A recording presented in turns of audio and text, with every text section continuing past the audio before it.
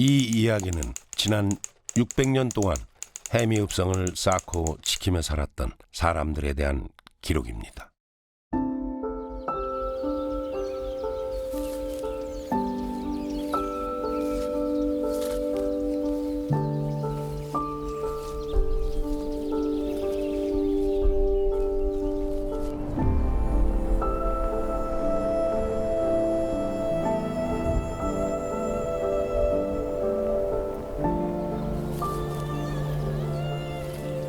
우리의 굴곡진 역사 때문일까요? 손길이 닿는 곳마다, 눈길이 머무는 곳마다 처연함과 고단함이 느껴집니다.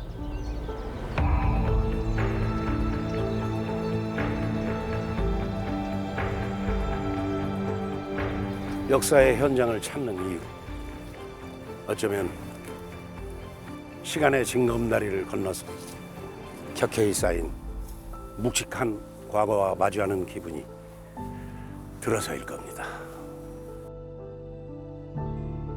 도대체 누가 이 많은 돌을 쌓았을까? 도대체 왜 이 성을 만들었을까?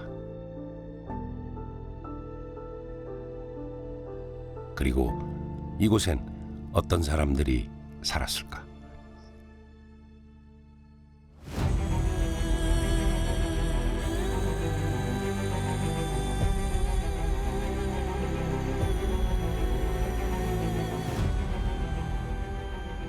돌을 쌓고 또 쌓으며 아득한 시간을 버텨낸 잊혀진 이름들과 우리가 잘 몰랐던 성벽이 품고 있는 역사의 흔적을 찾아가 봅니다.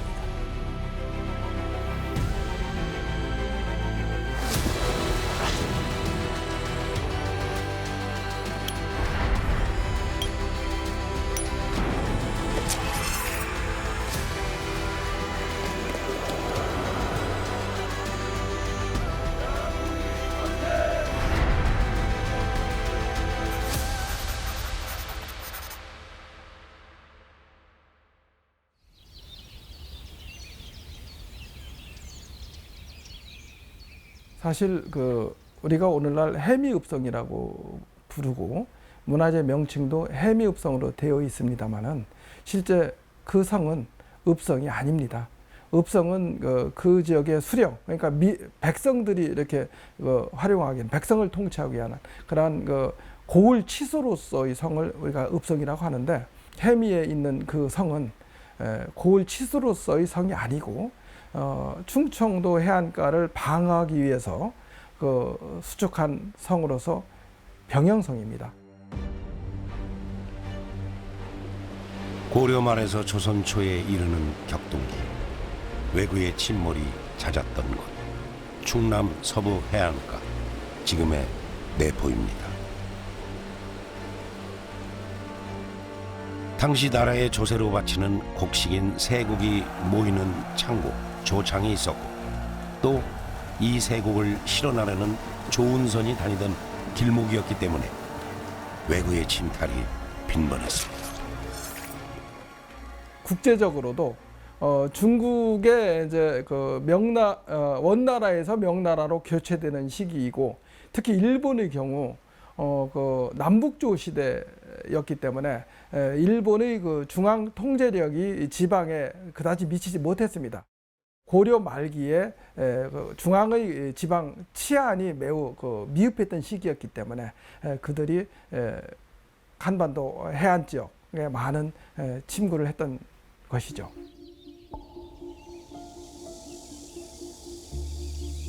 본래 충청 병영성은 덕산, 오늘의 예산 지역에 있었습니다.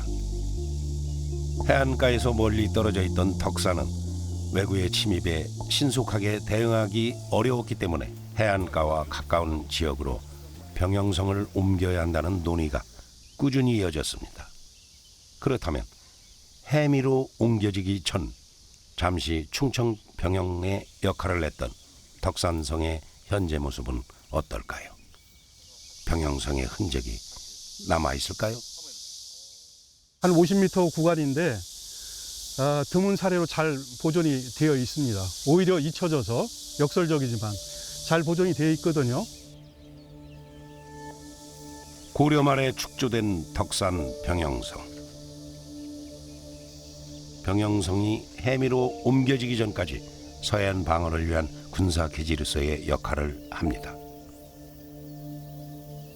세종실록 지리지에는 이 덕산 병영성에 대해 성 둘레는 398보, 안에는 우물이 있어 겨울이나 여름이나 마르지 않는다고 기록되어 있는데요. 지금은 관련 연구가 부족하다 보니 사람들의 관심에서 멀어져 있습니다. 조선왕조에 들어와가지고 아주 적극적으로 바깥으로 나가가지고 대응하도록, 그래서 덕산에 있는 걸 이제 해미로 옮기면서 대대적으로 축성을 한 거고요. 덕산에 있던 것을 굳이 해미로 옮긴다 하는 것은 조금 옮기더라도 조금 더 합리적으로 군사작전을 할 수 있는 곳으로 가겠다, 그런 거예요. 그렇게 결단을 내리는 게 태종이었던 거죠.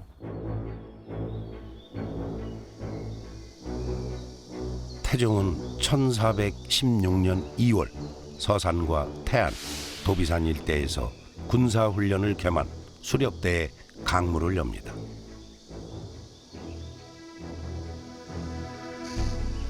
이 일대에서 13일 동안 머문 태종은 해미의 전략적 중요성도 함께 살폈습니다. 실제 해미는 바다가 가까이 보일 정도로 뱃길이 닿아 있었고, 서쪽으로는 태안, 남쪽으로는 홍성, 북쪽으로는 당진과 연결되어 있어 교통의 요충지였습니다. 태종 18년, 마침내 해미에 충청 병영성이 들어서게 됩니다. 이때부터 충청 병마 절도 사용으로 불리게 되는데, 충청 지역 군사들이 주둔하며 서해안 일대 고을을 지키는 역할을 합니다. 말하자면 해미에 지금의 육군 본부와 같은 군 최고 지휘기관이 자리한 셈이죠. 세종실록 지리지에 따르면 병영성에는 총 책임자인 병마 절도사와 지방군의 훈련과 무기를 정비하는 병마 우후, 군관들과 군졸, 그리고 노비까지 수백 명이 상주했습니다. 세종실록 지리지에는 이 해미 병영성에, 충청 병영성에 특별히 신백정 148명이 배속돼 있어요.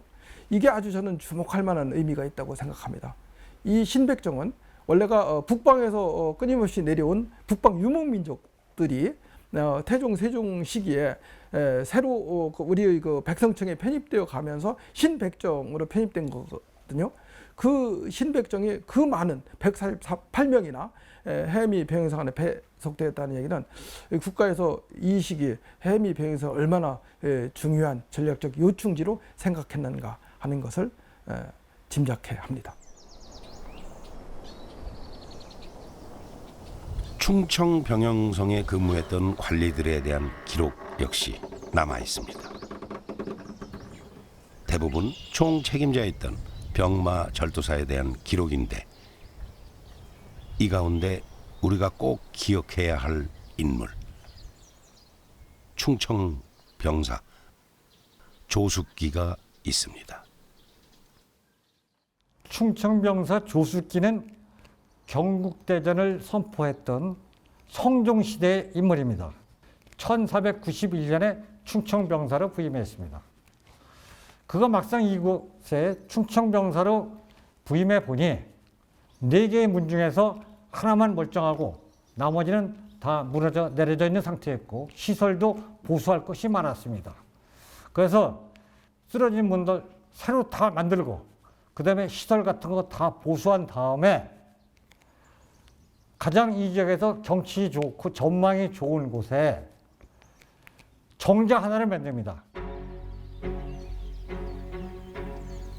정자의 이름은 청어정, 맑고 욕심없이 다스린다는 뜻이죠.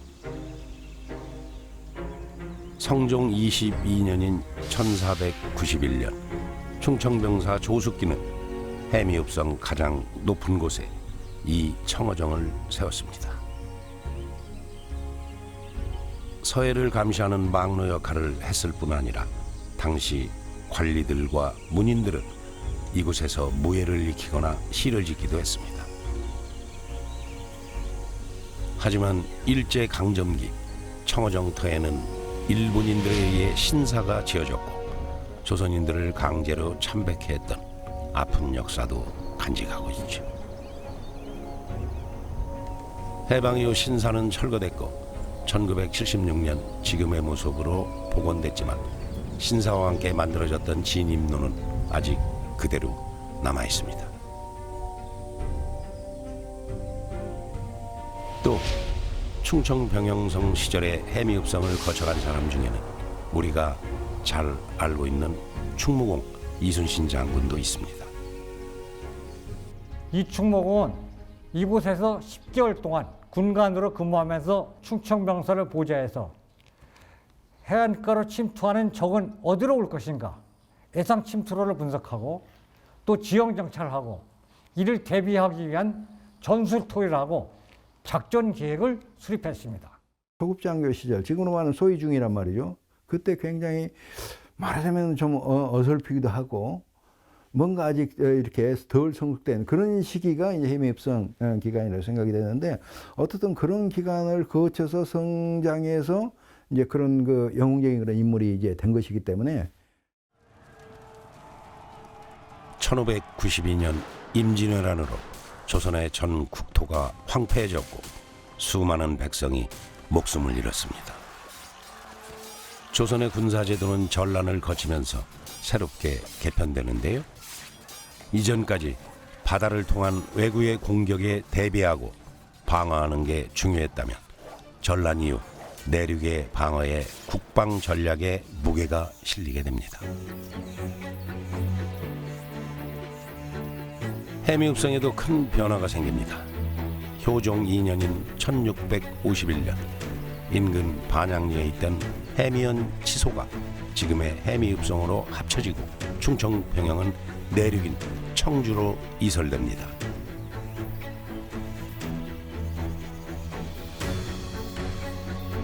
홍주, 해미, 청주, 공주, 충주 이렇게 충청도 5진영 체제가 확립되면서 해미읍성은 호서 좌영으로 그 역할과 기능이 변모하게 되는 거죠.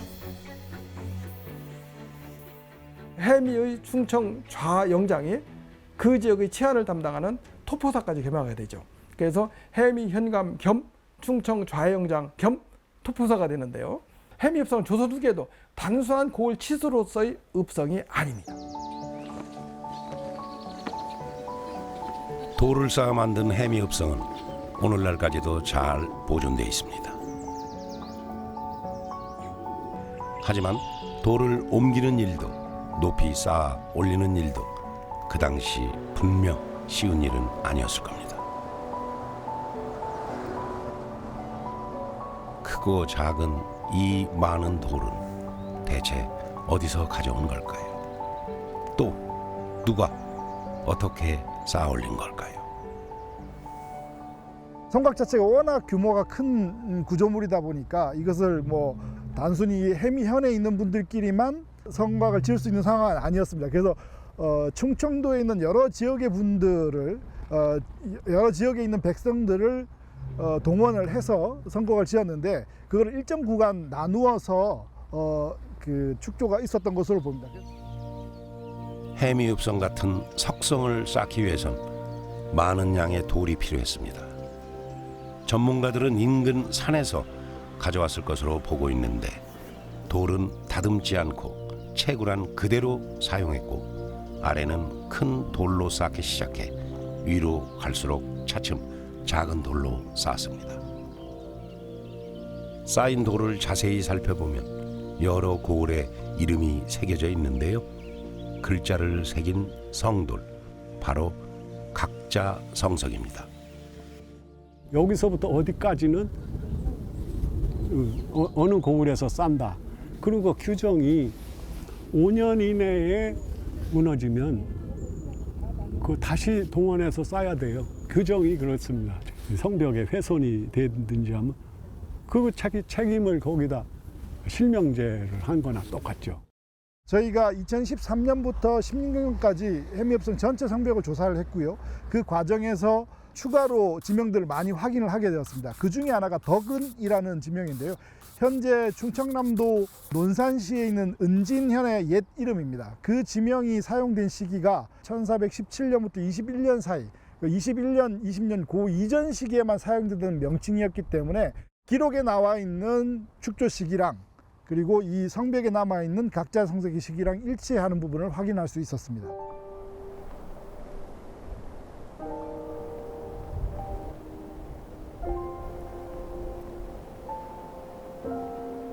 공사 책임제, 공사 실명제의 흔적이 고스란히 남아있는 해미읍성은 낮은 구름과 넓은 평지를 활용해 쌓은 평산성 형태를 띠고 있습니다.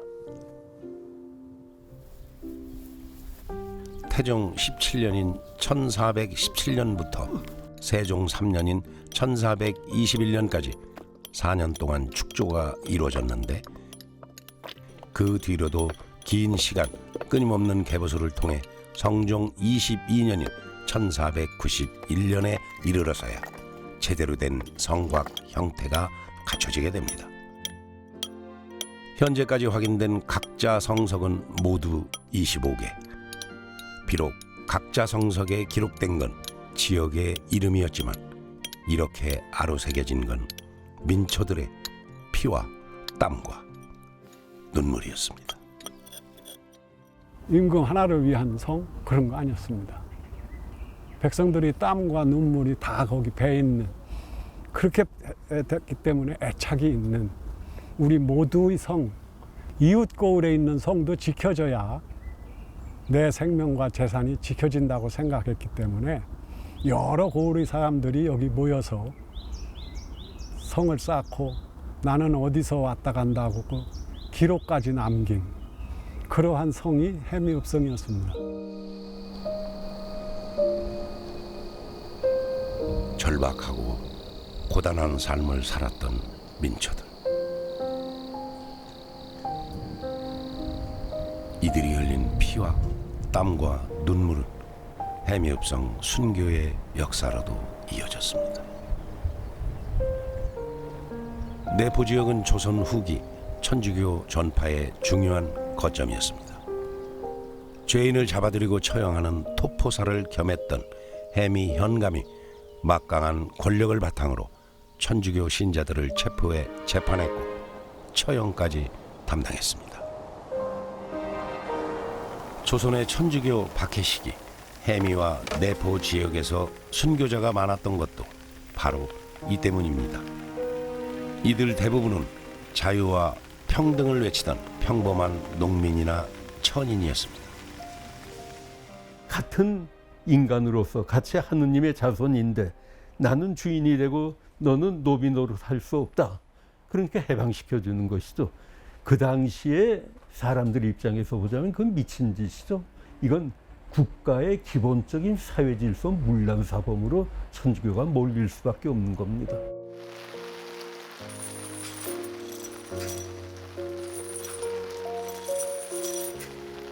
수많았던 무명의 순교자들은 갖은 문초와 형벌 속에서도 목숨을 걸고 지키고자 했던 진리를 통해 조선 사회의 모순이 극복되리라 믿었습니다. 평등을 더 강하게 희망을 한 건 양반보다는 억눌린 계급에 속했던 양인이라든지 아니면은 천인들, 노비를 포함한 천인 집단들이었겠죠. 그러니까 이들이 천주교에 대한 신앙을 더 강하게 가지고 있을 수밖에 없었던 것이죠. 해미읍성 안에는 수령 약 300년으로 추정되는 회화나무 한 그루가 서 있습니다. 이 회화나무에는 슬픈 전설이 전해 내려옵니다. 조선 후기 천주교 박해 당시 끌려온 신자들이 너무 많아 감옥에 다 가둘 수 없었고 이들은 결국 이 회화나무에 매달려 고문당했는데 천주교인들을 묶어뒀던 철사 자국이 지금까지도 남아있다는 거죠.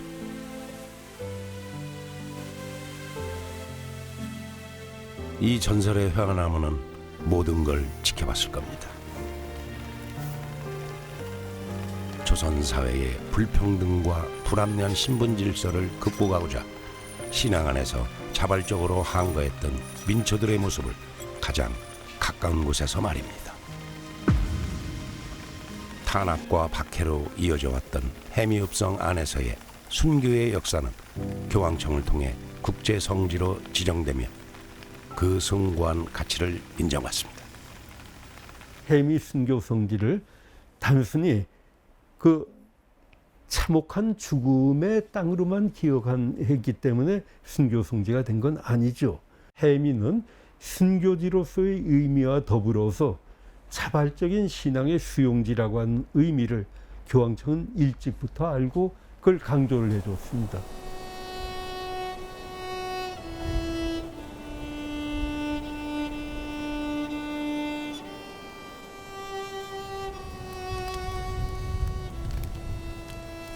(1919년 3월 1일) 일본 식민지 지배에 대한 항거이자 자주 독립을 일으키기 위해 일으켰던 만세운동이 전국 곳곳에서 펼쳐지기 시작했습니다. 해미읍성도 물론 예외는 아니었습니다. 이곳에서의 만세운동은 두 차례. 특별히 2차 만세운동은 해미읍성 안에 있던 보통학교 졸업생과 재학생을 중심으로 전개됐습니다. 탁골공원에서 3월 1일 날 이제 거사를 했잖아요. 그때에 이제 그 해미에서도 그 서울 갔다가 그 상황을 보고서 독립선언서를 가지고 오게 됩니다. 그렇게 해서 이제 한병선이라는 분이 그 독립선언서를 이계성 씨한테 줘가지고서 그놈을 이제 면석이니까 복사를 해서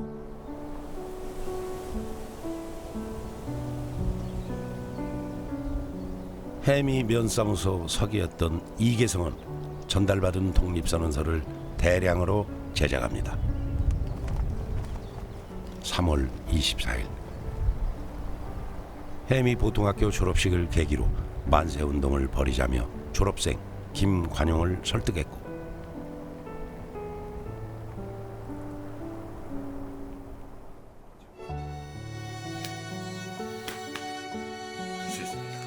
이들과 함께 거사를 도모합니다.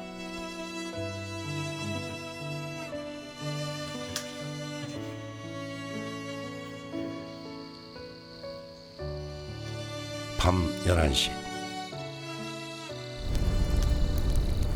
해미 보통학교의 재학생과 졸업생, 신앙인, 주민들까지 남녀노소 할 것 없이 하나둘 모여들었고 횃불을 들어올렸습니다. 준비된 독립선언서가 낭독됐고 낭독이 끝난 뒤엔 만세 소리가 해미의 밤을 덮었습니다.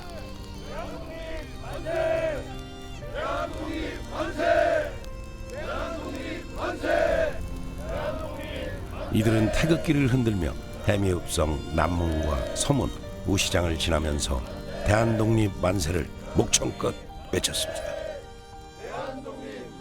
국립보통학교라고 해서 지금으로 말하면 이제 국민학교인데 거기 이제 학생이나 졸업생 혹은 이쪽에 있는 천주교, 기독교 신도들 이런 사람 위주로 해서 뒷산에 올라가서 횃불도 올리고 또 독립선언서도 낭독을 하고 거기서 내려와서 이제 행진을 해서 서문 쪽에서 남문 쪽으로 해서 이렇게 우시장까지 가면서 이렇게 만세운동을 한 것으로 기록에 나옵니다. 한미운동 때의 해미가 그래도 민족 구성원의 하나로서 의지를 잘 발휘했다. 이렇게 평가할 수 있을 것 같습니다. 대한독립 만세! 대한독립 만세! 하지만 이들은 해미 주재소로 이동하던 중 출동한 일본 경찰과 충돌하게 됩니다. 이때 체포된 사람만 200여 명. 이계성과 김관영은 악형과 옥고를 치릅니다. 일제강점기, 우리가 기억해야 할 지극히 평범했던 사람들의 비범했던 만세운동의 역사가 해미읍성 안에 있습니다. 지금 소형 비가 성 바깥에 좀 떨어진 데서 관심 밖에 있는 그 비가 있는 걸로 알고 있는데, 그것이 사람들의 목격을 하자면은 성 안에 위치로다가 들어야 되는데 그거를 사실 절감합니다. 해미읍성이라든가 시위 현장에다가 그 기념비를 하나를 좀 많은 분들이 볼 수 있는 위치에다가 규모를 크게 하나 세우고, 이 운동의 주도자인 이계성 씨나 김관영 씨의 흉상이라든가 아니면 이런 것들을 봐가지고서 사람들이 다만 추념이라도 할 수 있게끔 그런 공간이 절실합니다.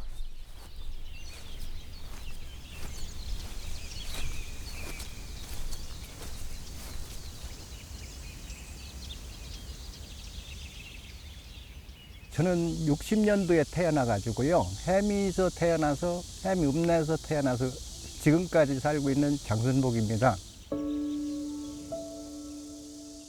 진남문 입구에는 저 조그만 초가집으로 된 구멍가게가 있었고요. 들어오면서 저기 오른쪽으로 보이는 사무실 자리가 그때 당시는 우체국으로 돼 있었고요. 우체국 지나면서는 개인의 과수원이 있었고, 과수원 담장은 탱자나무 울타리로 돼 있었습니다.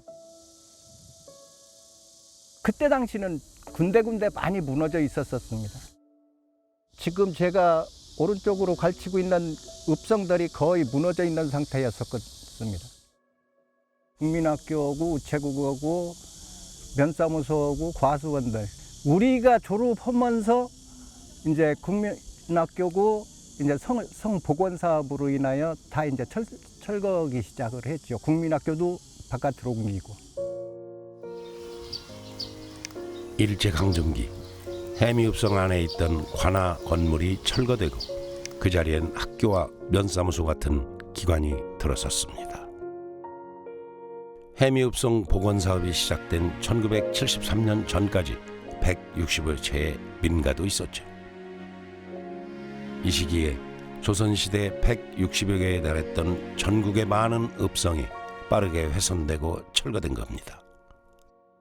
지방 도시들에 대한 읍성 철거령이라고 하는 것이 내려지고 거의 사라져 버렸습니다. 도로도 놔야 되고 또 상하수도 시설을 하고 하는데 거기에 이제 희생이 됐습니다. 성의 그 돌을 빼다가 그걸 깨가지고 그걸 쌓는 그 재료로 이용을 한 거죠.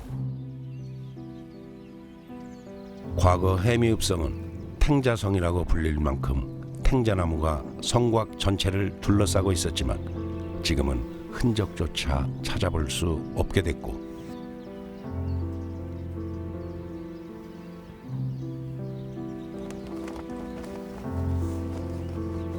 외부의 침입을 막기 위해 성 밖을 둘러 판 뒤 물을 채워놓았던 해자도 국문지 일부만 복원된 상황.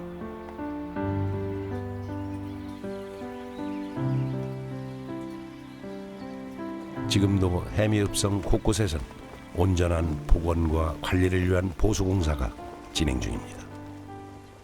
진난문과 서문 사이에 2개의 포루가 있습니다. 이 포루 이제 면석이 이완되고 해서 저희가 이번에 보수공사를 하게 되었습니다. 그러니까 면석과 면석 사이가 많이 벌어져서 위험성이 있어서 돌들이 떨어진다든가 그럴 경우 관광객들에게 위험이 될 수 있기 때문에 저희가 보수를 하게 됐습니다.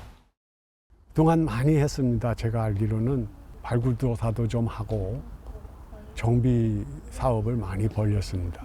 그러나 그게 전부가 아니죠. 해자를 완벽하게 좀 찾아서 복원하고 조사를 주변으로 더 확대도 하고, 그래서 경관에 어울리는 소위 탱자나무를 어떻게 심었었는지 성벽 바깥에 돌려가며 심어서라도 과거의 이미지를 가능하면 되살릴 수 있는 그런 쪽으로 정비를 잘 계획하고 보존과 정비를 잘 조화시켜서 유산으로서 후손들한테 그대로 물려줄 수 있는 그런 계기가 됐으면 좋겠습니다. 해미읍성은 1963년 사적으로 지정된 이후 1973년부터 복원 사업이 본격적으로 시작됐습니다. 지난 50년 동안 여러 차례의 발굴 조사와 정비 사업을 통해 복원과 보존을 위한 노력이 있었지만 충청 병영성이었던 해미읍성의 모습을 찾아보기엔 아쉬움이 남습니다.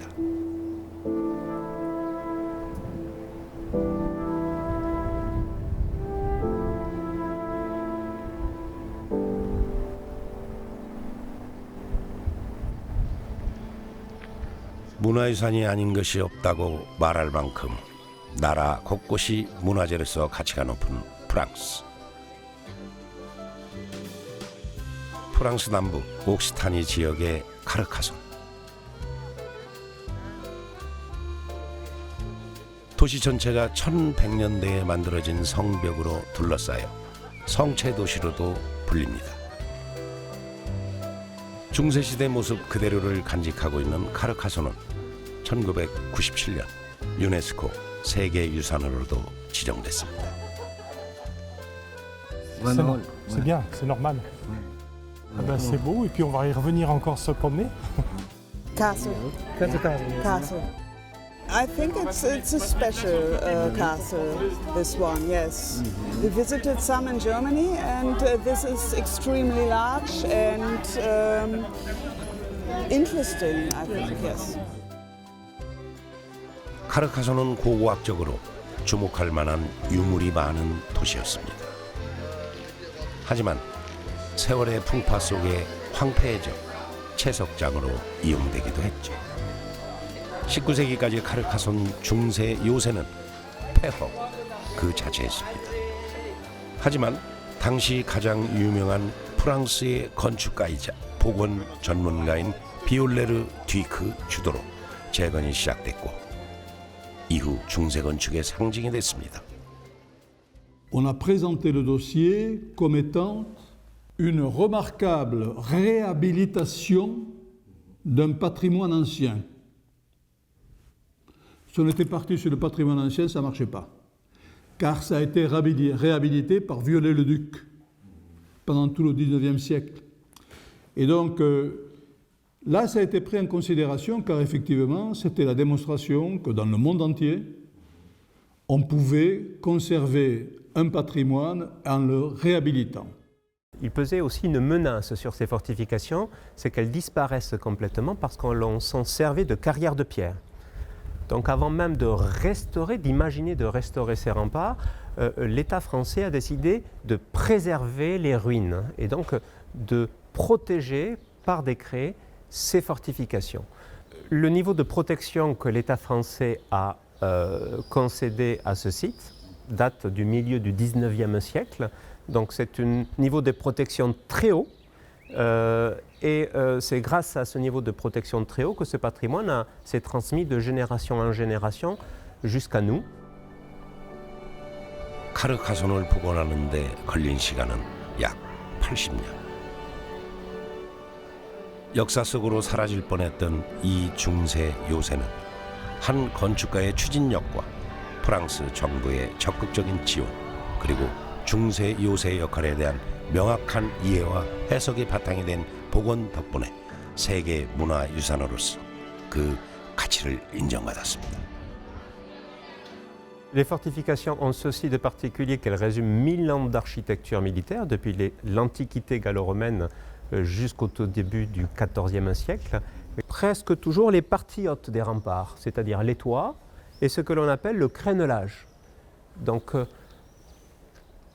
80% de l'objet archéologique était encore là, mais il manquait les parties sommitales.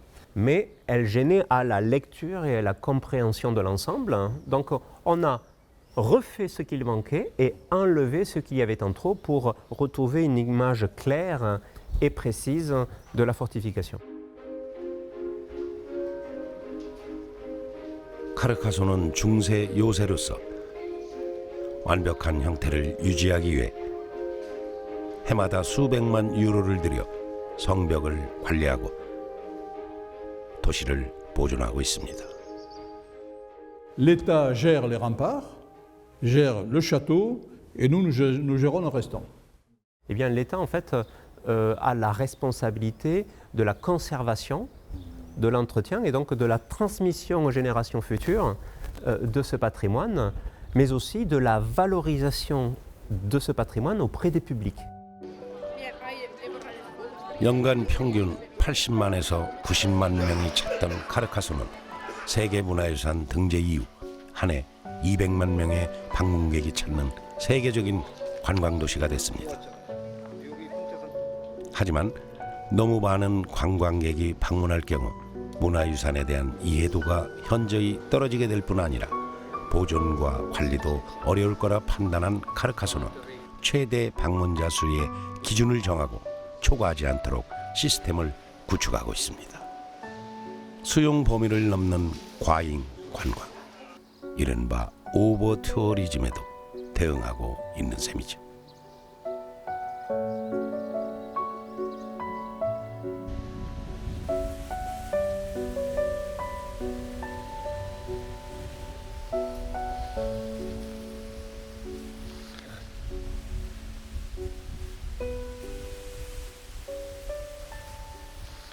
프랑스에서 가장 규모가 큰 중세 축제로 자리 잡은 프로방 중세 역사 문화 축제.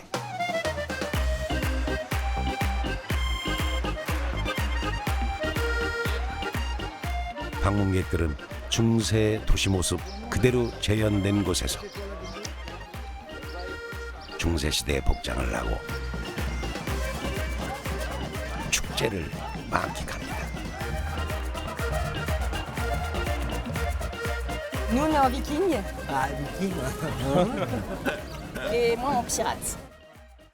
Quand on se costume, nous, il y a différentes démarches. Soit c'est à but de reconstitution, pour montrer justement aux gens, au public, comment vivaient les gens à l'époque, etc. Après, il y en a, c'est purement de la passion de création de costumes. Comme mademoiselle ici présente. C'est créer une identité, un costume, créer un personnage et vivre dedans pendant une journée. 프로방은 축제 기간인 이틀 동안 중세 시대로 돌아갑니다. 잘 보존된 상파뉴 장터와 성곽과 같은 역사적 유산뿐 아니라 중세 시대 교역의 거점으로 도시 형성과 발전에 이바지한 점을 인정받아 2001년 프로방은 프랑스에서 유일하게 도시 전체가 유네스코 세계 문화유산으로 등재됐습니다. 그리고 세계 문화유산 등재 이후 커다란 변화를 맞이합니다. Ça a tout changé déjà en termes de notoriété. Parce que l'UNESCO, c'est un label internationalement connu. On est passé de 500 000 visiteurs par an à pratiquement aujourd'hui 1 500 000 visiteurs. C'est que ça nous a donné, en tant qu'élus, une forte responsabilité en matière de restauration du patrimoine. Donc depuis 20 ans, on a accéléré considérablement la restauration du patrimoine. 이런 큰 변화 속에서 프로방 중세 역사 문화축제는 지난 40년 가까이 비영리단체의 자원봉사와 지역 주민의 참여를 기반으로 진행됐습니다. 이렇다 보니 프로방 지역의 주민들은 프로방 본연의 아름다움과 유산으로서의 가치에 큰 자부심이 있을 수밖에 없습니다.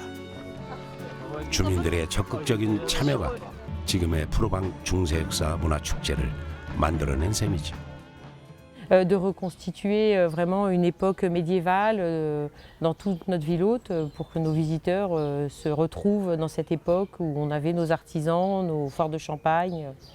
La fête en elle-même, on augmente notre nombre de visiteurs, effectivement, donc c'est bien. Et effectivement, les gens reviennent souvent, les gens qui viennent, voilà, ils ont vu que c'était une fête familiale, une ville familiale, et voilà, ce côté, je pense, plaît aux visiteurs. 프로방의 인구는 12,000명. 2023년 프로방 중세 역사 문화 축제를 찾은 유료 관광객은 단 이틀 동안 프로방 인구 약 10배에 해당하는 10만 5천 명이었습니다.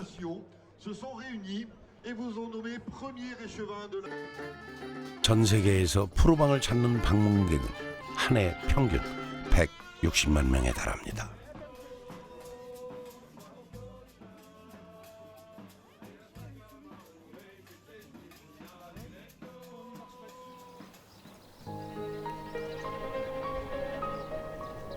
시대적 배경에 따라 기능과 역할이 조금씩 달라졌던 해미읍성. 하지만 성 본연의 정체성과 역할은 병영성이었습니다. 성이 처음 지어졌을 때의 모습, 즉 충청 병영성의 모습을 제대로 복원하고 알릴 때 해미읍성의 가치를 인정받을 수 있지 않을까요? 사실은 복원을 하려면 원래 처음 추측할 때 충청 병영성으로 추측을 했으니까 충청 병영성의 모습을 복원하면 좋을 텐데 우리가 충청 병영성의 모습을 알 수가 없어요. 거기에 가서 병영성의 모습도 이제 느끼고 읽을 수 있고 또 이제 진영성의 모습도 느끼고 읽을 수 있도록 해미성만의 그 특성을 그대로 그 정체성을 그대로 보여줄 수 있는 방향으로 복원이 이루어져야 된다고 생각합니다. 2000년부터 시작된 해미읍성 축제. 코로나 팬데믹으로 미뤄졌던 축제가 3년 만에 다시 열렸고 2022년에는 15만 명의 방문객이 다녀왔습니다. 축제는 좀 더 중장기적인 그 플랜을 갖고 있어야 됩니다. 그래서 이게 역사 재현에 대한 상당히 그런 강력한 콘텐츠를 갖고 있어야지 역사 재현형 축제의 장점이고 그것이 바로 프로방에서 보신 그 축제가 바로 그 증거고. 지난 20여 년 동안 열렸던 해미읍성 축제에선 태종의 강무와 충청 병마 절도사 행렬, 도적 잡는 도포사, 성사계 체험과 같은 역사적 사건과 인물의 기반을 둔 프로그램도 여러 차례 마련됐습니다. 하지만 군사적 기능을 했던 해미읍성 본연의 역할과 정체성을 제대로 보여주고 체험하기엔 부족했습니다. 해미읍성 축제는 문화재 활용을 기반한 지역 개발형 축제가 절대적으로 돼야 됩니다. 그래야만 발전할 수가 있습니다. 해미읍성에는 여러 가지 스토리가 있습니다. 단순히 조선시대 재현이 아니라 역사적 사건에 대한 재현, 이런 부분에 대한 콘텐츠를 갖고 있으면서 소위 말해서 그것을 관광 상품화한 상품도 존재할 수 있는 그런 축제로 발전하는 것이 중요하고요. 보통 우리가 역사이라면 지루하게 여기고 재미없게 여기죠. 골통품처럼 여깁니다. 박제된 어떤 표본처럼. 그러면 사람들이 안 가죠. 해미읍성을 들어가면은 뭘 봅니까, 사람들이? 입구에 있는 그 옛날 병장기, 관아, 그 다음에 거기 옛날 죄인들이 묶여 있는 그런 장소, 그냥 이렇게 병렬식으로 보고 나오거든요. 그게 아니고 내가 해미읍성에 가면 꼭 저거를 봐야 되겠어. 마음먹게 만드는 킬러 컨텐츠가 하나 있어야 됩니다.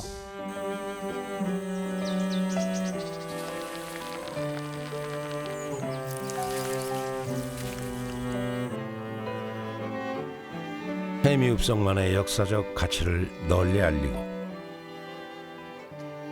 방문객들에게 기억할 만한 곳으로 각인시킬 수 있는 기회가 바로 해미읍성 축제일 텐데요. 해미읍성의 주인공은 지역 주민과 방문객들이십니다. 병영성이었던 이곳 해미읍성에 방문객들이 오셔서 해미읍성의 역사적, 문화적 가치를 제대로 이해하시고 또 아름다운 문화와 역사를 느끼고 체험하고 감동할 수 있도록 지역 주민과 함께 노력해 나가겠습니다.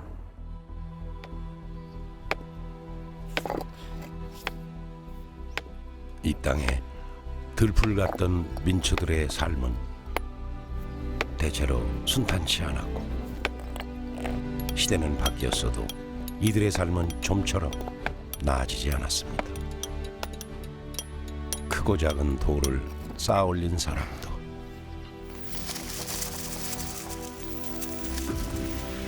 신앙의 박해 속 순교자들, 자주 독립을 바라며 만세를 외친 이들도 모두 이름 없는 민초들이었습니다. 역사는 귀족들의 무덤이 아니죠. 역사를 이룬 참다운 주인공들은 바로 이름 없는 그들이었습니다. 자신의 생명과 가족들의 생명과 재산을 지키기 위해서 백성들이 스스로 쌓고 스스로 지키는 곳, 이게 읍성입니다. 기록되지 않은 것은 기억되지 않는다고 하지만 이 민초들의 삶과 그 속의 아픔은 어쩐 일인지 해미읍성 곳곳에 고스란히 남아있는 듯합니다. 오랜 세월 우리 민족의 역사와 시대의 아픔을 고스란히 간직하고 있는 해미읍성.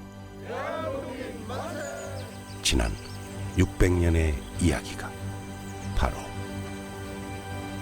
이 안에 있습니다.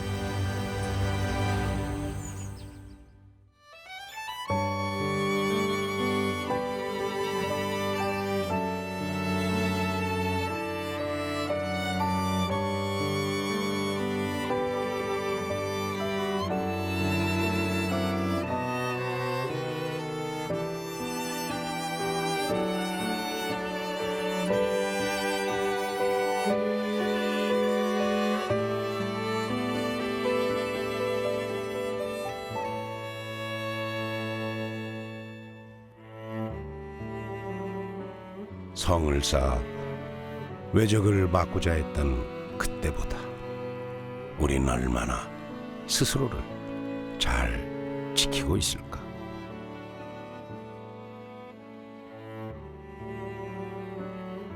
목숨을 걸고 신앙을 지키고 자주독립을 외쳤던 그때보다 우리 사회는 얼마나 평등하고 자유로울까?